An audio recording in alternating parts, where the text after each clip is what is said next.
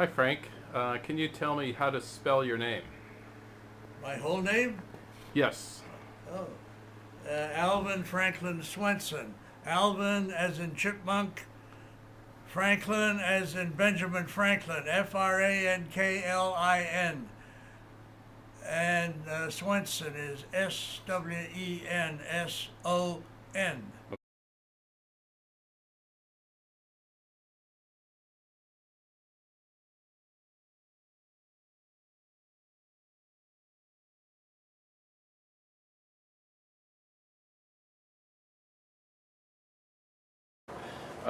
Frank, where were you born?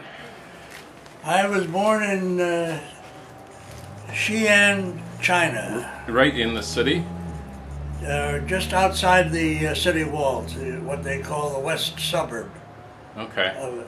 But I think they've torn the walls down now. What year was that? 1920. 1920. Yeah. And how long did you live in Xi'an?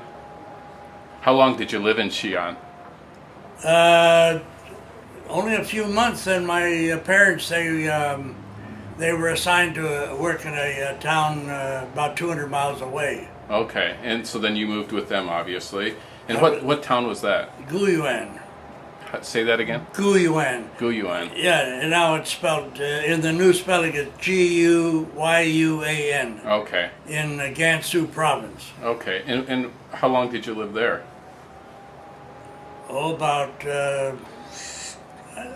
well, Pearl was born there Right. in Guyuan. Yeah, I'd say about 6 or 7 years, and then we had to leave to come back to the States. Okay. Do you have memories of Guyuan? Well, my two sisters died when I was 5 years old.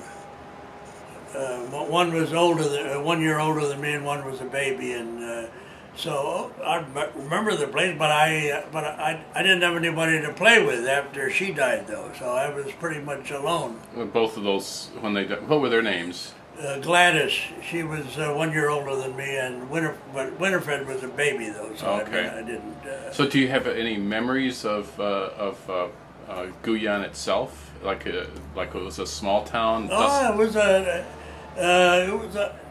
nice town. I don't know what the population, but it also had a terrific city wall around it, and it was up there. It was 7,000 feet altitude. Really? Yeah, so a lot of the other missionaries, they used to like to come there in the summertime, because some parts of China gets awful hot in the summer, and so and it was it was picturesque. It was out the mountains all around and everything else. So you still can remember Oh, I some remember of the scenery? that. Yeah, because later on, when I was in high school, I went back there a couple of times. So Okay. I remember. Yeah. Okay, and then after you were there, about what 1927 Well, or so actually, you might be interested. I was born in July 1920, and later that year, my folks, they were supposed to go up there to Guyuan, and my father, I think he was up there, but my mother and my sister and I, we were in a town about 50 miles from there, and this big earthquake hit. So we were. So you were outside Guyuan? Yeah, we were about 50 miles. That's where you lived. Well, we hadn't moved in there. They hadn't built a home there yet. But they were in the process of moving there.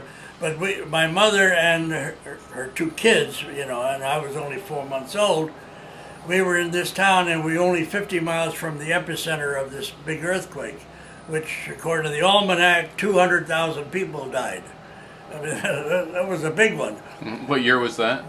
December of 1920. Okay. Yeah, I was 4 months old. And this is when you're still on your way to moving to Guyuan. Yeah. So, so then I guess a little after that, then they built this house there in Guyuan, and we lived there. Okay. But So Frank, when you moved to, you were living in that little small village outside Guyuan, and then you... Well, it wasn't a village, it was another town about the same size. Oh, okay. Yeah. So. And then you moved to Guyuan, but you said Guyuan was severely damaged in that earthquake. Yeah, but I guess the house that my father was building, I guess it hadn't been constructed there, so I guess it was okay. And then, so then you lived there for about 6 years or so. Yeah, until in 1927, well, it was time for them. In those days, the missionaries, or at least the ones that the outfit my folks were with, they were 7 years out there in a foreign country, and then 1 year back in the States. Okay. So they were due to come back anyway. But 1927 was very unsettling out in China, because there was a lot of anti-foreign feeling there, and the authorities, the embassies and the consulates, they were afraid there'd be a repetition of the Boxer Rebellion, where they killed a lot of the Europeans and Americans. So they recommended that all Americans, British, European get out of the interior of China and move to the coast, and if not, leave the country altogether. But my folks were supposed to leave anyway to come home, so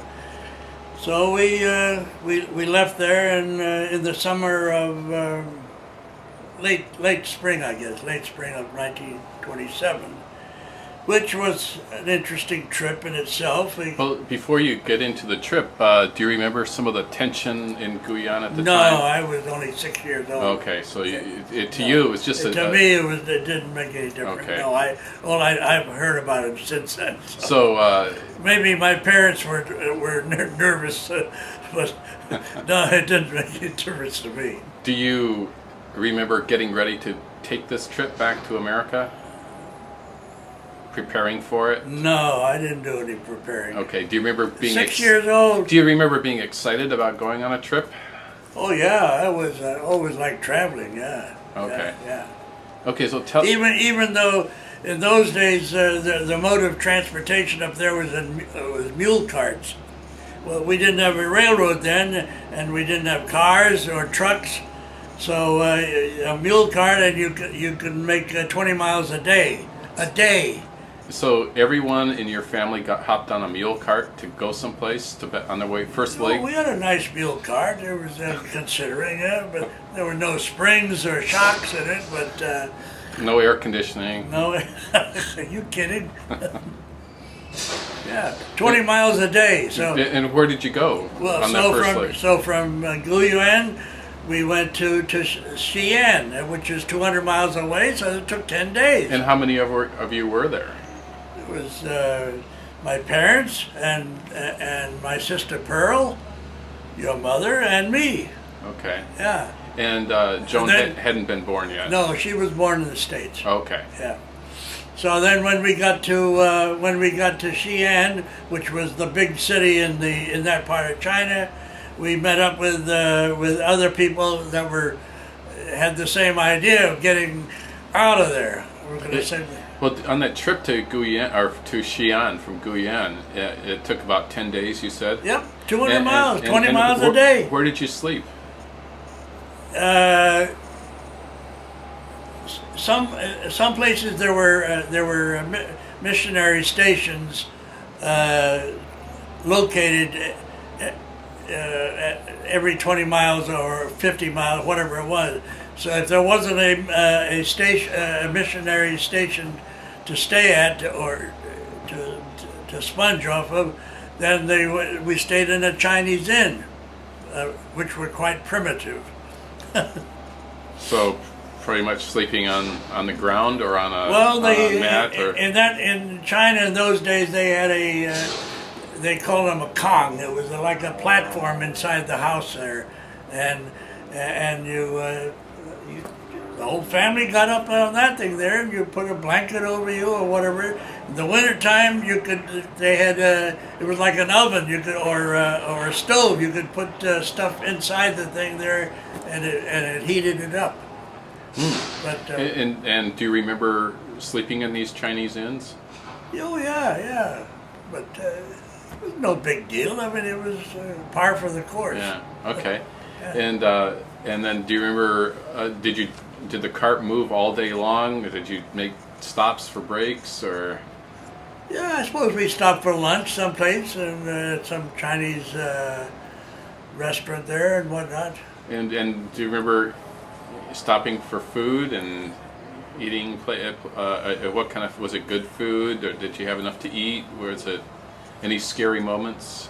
No, not well. If there were, I wasn't aware of it. Okay. I mean, there were bandits all over China as far as that goes. But at my age, I wasn't aware of it. Okay. I heard about it, but I didn't. Hey, what's a 6-year-old kid gonna worry about? So you arrived in Xian. Yep. And tell me about that. Well, I don't remember the details of it. We were there, I suppose, a few days, and then we headed east to. Like I said, the railroad hadn't gotten there yet, so we had to use the mule carts again to go there, and then we went about a town about 80 or 100 miles east of there, Guyuan, which was still in Shensi province, and that was on the Yellow River, one of the big rivers in China there, also known as the Huang in Chinese, H-W-A-N-G, the Huang River. And we had to cross that thing, and they didn't have any bridges. I mean, it was a big river like the Mississippi, but so we crossed that in goat rafts. And well, they had people that they know how to operate the thing. So we got across there, and if we'd gone straight east there into Honan province, I guess there was a lot of turmoil there. So they thought the best thing to do was to cross the river into this other province. And then So when we got across the river there was a fleet of rickshaws waiting there for us. And I'd never seen a rickshaw. My goodness, rubber tires, I've never seen anything like that. So it was like you were advancing in civilization. Yeah, exactly. And were they a step up from the mule cart? Oh, absolutely, yeah. I had my own rickshaw there, and yeah, so, well, there was a big, I don't know if there were 100 of them maybe for all these people there, so, all these refugees. So. Oh, so you were in a convoy, kind of, then? Yeah, more or less. We picked up a lot of people there in Xian, and then we all traveled together down there. I see. So then we went up there I don't remember the details of that, but then I know after a couple of days, and we were met by a car. Somebody had a car. The first time I ever saw an automobile.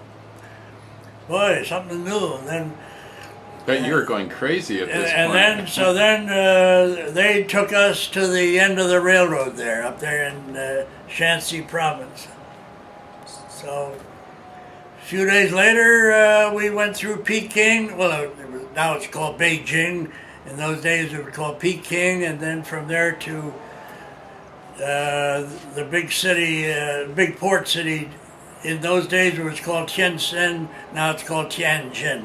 So you left Xi'an and made your way on a mule cart for a bit till you got to the Yellow River. Right. And then you crossed that in a goat raft. A goat raft, and on the other end of the side of the river, you had a fleet of rickshaws. Right. With rubber tires. Yep. So this is your first exposure to civilization, if you will. Transportation, anyway. Yeah. And you rode if you want to call a rickshaw modern transportation. And then you took that maybe a couple of days. Yeah. And then I saw the first car. Somebody in one of those towns there, I think it was a British missionary, had a car. And you didn't get to ride in it, though. Yeah. Oh, you did? Yeah, I got to ride in it for, I don't know, 50 or 100 miles to the end of the railroad. How did you rate? Huh? How did you rate I don't to get know. the car? Maybe my parents. What kind of car was it? Do you remember? It was an English make, but Okay. I don't remember. Okay. And then It wasn't a Rolls, though. Okay. You got the roles later on in life. Yeah, later on, right. yeah. But yeah. you went to Peking then? Well, no, some town before that. I don't remember the Yutza or something. I think, but I'm not sure. It was Okay. something like. I suppose I could find it on the map, maybe. But then you picked up a train. Train, and then we had that took us a ways, and then I think we had to change to another train, and that took us to Peking, which is now Beijing, the capital, but it wasn't the capital then. And then from there, it took us like 80 to 100 miles to Tientsin. Okay. And how long did it take to get to Tientsin then from Guyuan in total? Oh, altogether, I suppose it would be,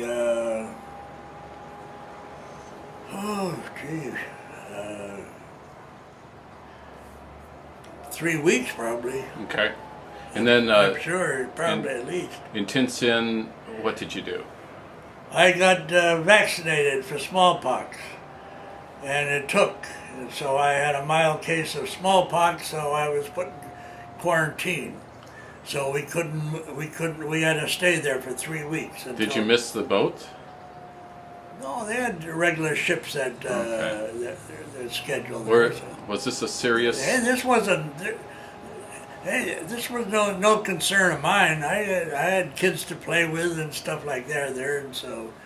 But Tientsin was a modern city there. I mean, compared to the boondocks that we've been in, the British had a section of the city there. They called the British Concession.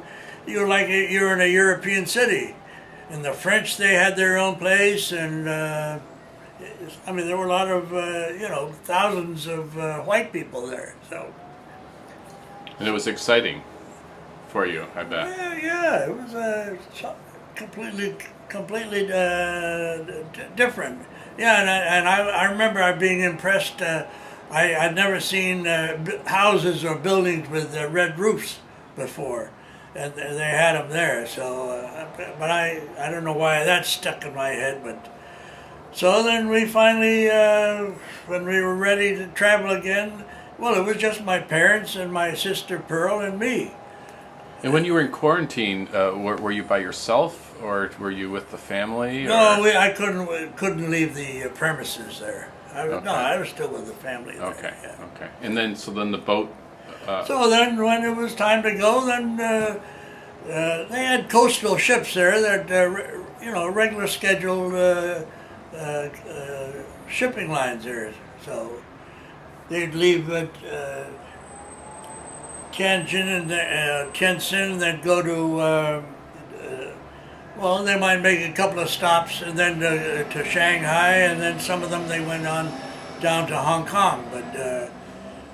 So we finally got one, and I think we made one stop in the southern tip of Manchuria. I think it's called Luda now. In those days, that town was occupied by the Japanese. It was called Dairen, and then from there we went to Shanghai, and at Shanghai, then you got a ship to go to the States. So you just transferred in Shanghai then? Yeah, well, I'm sure we were there for, I don't remember, but I'm sure we were there for a couple of weeks probably. Yeah, so, at least. And then you got another ship. We got on a big Japanese ocean liner that took us from Shanghai to Nagasaki, Kobe, Yokohama, and then San Francisco. And do you remember the name of that ship? Korea Maru. Korea Maru. Yep. Wow. And what kind of accommodations were on that boat? Good, yeah. We had staterooms there very good. And that took you all the way to the U.S.? To San Francisco. Wow. Yeah. So tell us about the voyage. What do you remember about the voyage that sticks out in your mind? Not much. I didn't get seasick. Any storms? Not that I remember. How was the food? Hey, I was 6 years old. How was the food? I guess it was pretty good. Yeah, American food. Yeah. And a lot of Americans on the boat? Yep. Well, there was an American shipping line, the President line. They used to ply the Pacific, and then the Canadian Pacific, and then the Japanese had several shipping companies. Do you remember seeing any scenery in Japan? No, nothing. Nothing specific. No. Do you remember seeing Nagasaki itself? Or is that just kind of a blur? Yeah, it was just a blur. It wasn't. Hey, I saw Nagasaki later after the atomic bomb. That I remember. So. Well, let's. No, it was just another town. That's all. Another city, right? Just to digress for a minute, you saw Nagasaki later in life when you were in the Navy. Yeah. Right. Immediately after World War II. Then. Well, within 6 weeks after the bomb had been dropped. And tell me your memories of seeing Nagasaki then. Utter destruction. Yeah. Well, there were a couple of buildings that were standing, or the skeletons that, steel and concrete structures, but most of it was just trees were gone, everything. It was so. Wow. And okay, so then you took the voyage and you took the ship did the ship land in Hawaii at all? No, not. It went straight across to San Francisco? Coming back to China the next year, we stopped at Hawaii. Okay. On a different ship, but of course. But. And then you went to San Francisco? Well, what do you mean? You mean from China to the U.S.? Yeah, San Francisco was our first stop here in the States. And then yeah. Did you disembark in San Francisco? We disembarked there, and then my mother had a sister, and her family lived in Oakland, and we stayed there a few days or a week. I don't remember exactly.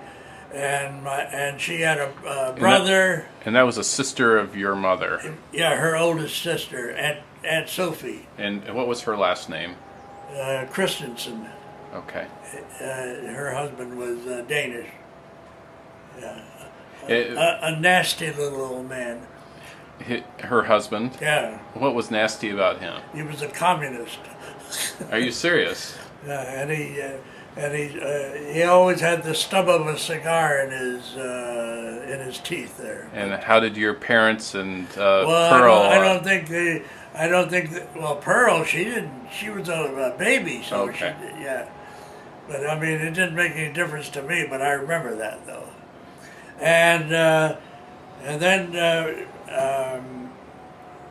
my mother had her brother Sigurd Mull. He and his family, they lived in Palo Alto, and we visited there for a while before taking the train to go east. We were in Chicago a while, not too long. I don't know. Do you remember the train to Chicago? Yeah, it was a train. So you were kind of used to civilization at this point. Oh yeah, I was used to. Okay, so this was just another train, but another train ride, yeah. Yeah. Okay, and then you got to Chicago. Chicago, then we well, I don't know how it is now. Now the only passenger trains are Amtrak, but when there were private lines, New York Central, Santa Fe, whatever. Excuse me. Well, you had to get off in Chicago. You had to change in Chicago. There was no trains that go all the way from the West Coast to East Coast. Okay. You had to change in Chicago. So we were there, and then we went on to Jersey City, where my grandparents lived. Okay. What were their names? Do you remember their names? Yeah. My grandfather was Emil Swenson, and my grandmother was Blonda. Okay. Which was like the Norwegian for Blanche, I guess. And then, so did you live in Jersey City then for a while? Yeah, for almost a year. I went to school there. PS number 11. In Jersey City, New Jersey Jersey. City, New Jersey. And the first question the kids asked you in the school was, you won't believe it, are you Catholic or Protestant? Why did they ask that question? Because I guess there was a lot of Irish in that city, and there was a certain number of Protestants. And was this a good thing or a bad thing when you gave them your answer? I didn't know. I had to find. I never heard of that term before. But I was told that later on, when one of the big shots from the mission came to visit there in Jersey City, and I was introduced to him, and I asked him, "Are you Catholic or Protestant?" You didn't know any better. I didn't know any better. No. So was that a good time in your life, Jersey Yeah, City? yeah, it's okay. Did you have a lot of good friends there? Well, I remember I had 2 or 3 boys that what was I saying? Yeah, I had my 7th birthday out in California. Okay, so that was after you left Jersey City again. No, before, shortly after we arrived in the States. Oh, okay. Yeah, and I remember my uncle Sig gave me a pocket watch for my birthday. In Jersey City? No, in California. In California. Oh, the Sig Mall. Sigurd Mall, yeah, Okay. yeah. Gotcha. Yeah. All No, right. I'm backtracking, yeah. And do you still have that watch? No. I'm afraid not. Okay. But I thought it was pretty neat at the time, though. And did you show it off when Oh, you got yeah. to New Jersey City? Oh, I'm sure I did, I guess. But, Who are your best friends in Jersey City? Do you remember any friends from PS11? There were 2 brothers, Blake was the last name, Robert Blake and Walter Blake. And there was a Walter Campbell, and that's all I remember. They were your friends. That's all I can remember. And then you only stayed there Oh, almost a year. Almost a year, no, maybe not quite. Then what happened? And while I was in Jersey City, one day I had a black teacher there, and I had some marks on my face, and she said, "You go and see the nurse right away." And so I went to the nurse there, and she said, "You got German measles. Go home and don't come back for 2 weeks." So you had German measles. Yeah, so when I came back in 2 weeks, and there were still some marks or scars or whatever. Okay, go home. You're not well yet. Come back in another week or so. But another thing, big thing that happened in Jersey City, your mom, my sister Pearl, she got dysentery, and she came very close to passing on. She was really sick, but a lot of prayers and everything else, and she survived. And she did all right. She's 80 years old now. Yeah. And so then in Jersey City, what year did you leave there? That would be then 1928. 1928, and I don't remember where I had my 8th birthday. Then we went back to Chicago, and that's where their mission headquarters was, in Chicago. And what was the name of that mission? Scandinavian Alliance Mission. Okay. Yeah, of North America. And now it's called the Evangelical Alliance Mission. Yeah. Okay. And how long did you stay in Chicago? I don't know, a couple of 2 or 3 weeks. I don't know, remember exactly. And then to California on a train. And by that time, well, my Aunt Sophie was still living in Oakland, and Sophie Christensen. Yeah. And Sigurd Mall, they were living in a small town right outside of Santa Cruz. So, I think I went to school there for about a month or so in Santa Cruz, or in the little town. I think it was called Scotts Valley, I think, or okay, something like that. Right. it's a pretty good sized town now, but in those days there was, you know, a little hamlet maybe, I don't know. But and then they had us scheduled to board another ship there to go back to China. What was the name of that ship? The Taiyo Maru. Another Taiyo. So another Japanese ship. Yeah, it was the largest. I think it was the largest Japanese passenger ship in the Pacific. And then you went to Hawaii? Then that one stopped at Hawaii for one day, and then from there to Yokohama. When you stopped in Hawaii, did you do anything interesting? I was 8 years old. I don't. Did you have a relative in Hawaii? No. No? Okay. Not then. Not then. Not okay. then, no. No, I don't know. I suppose they did the usual sightseeing and stuff like that. I remember people, they'd throw pennies or coins into the water and the kids would dive for them.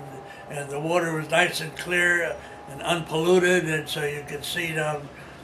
And, you know, just spent one day there. It was, I wasn't into the hula dancing business, so